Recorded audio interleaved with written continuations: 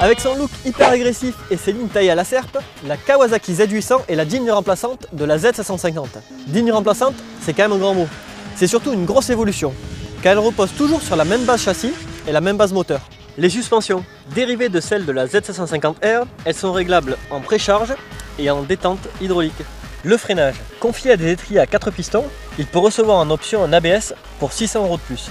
Le moteur, il a subi quelques modifications internes et a gagné 58 cm3. Le gain de couple à mi-régime est alors sensible et la longe toujours présente. Déjà, c'est pas la même moto, hein. Au niveau de la finition du châssis, la motorisation, la facilité de conduite, on a quand même ils ont quand même monté d'une gamme, quoi, hein. Kawasaki a sorti une version Z800E qui est essentiellement destinée alors soit aux gens qui n'ont pas forcément envie de mettre 8890 € dans une moto un peu évoluée au niveau du châssis, du freinage. On peut plutôt rester sur un modèle basique comme ils avaient fait avec la 7,5 et la 7,5R d'ailleurs, hein. Bon, c'est une version européenne qu'on peut mettre en 35 kW pour les jeunes permis. Elle a aussi été revue au niveau des assurances pour avoir un barème un petit peu plus abordable pour les jeunes permis. Et en ce moment, Kawasaki, en plus des 4 ans de garantie d'assistance offerte pour 1 €, ils font aussi un geste de 300 € sur la moto pour aider un petit peu voilà, les gens, hein.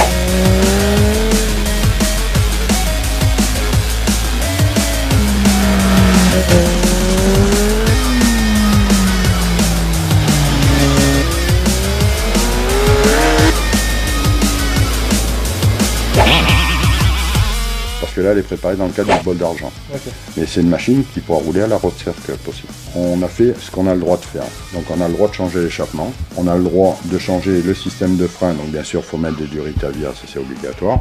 On a changé le mètre cylindre de frein. Voilà. Par contre les disques, les étriers restent d'origine.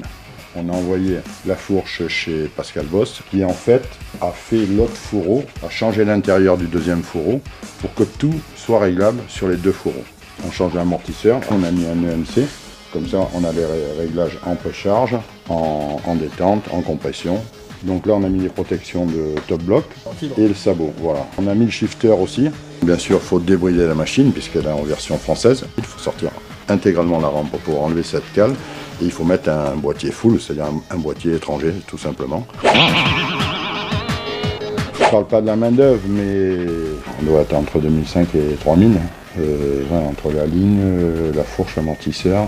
Les suspensions et puis notamment le freinage, puisque le disque avant gagne 10 mm.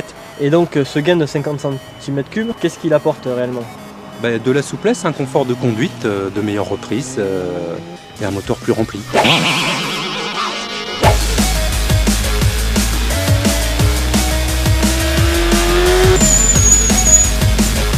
Avec ses 229 kg, c'est vraiment pas l'outil idéal pour le stunt.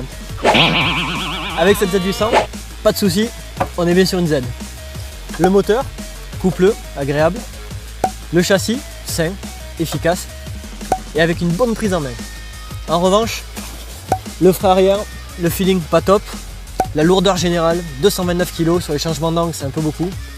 Et puis des vibrations qui apparaissent à 6000 tours minute dans les repose-pieds, pas top.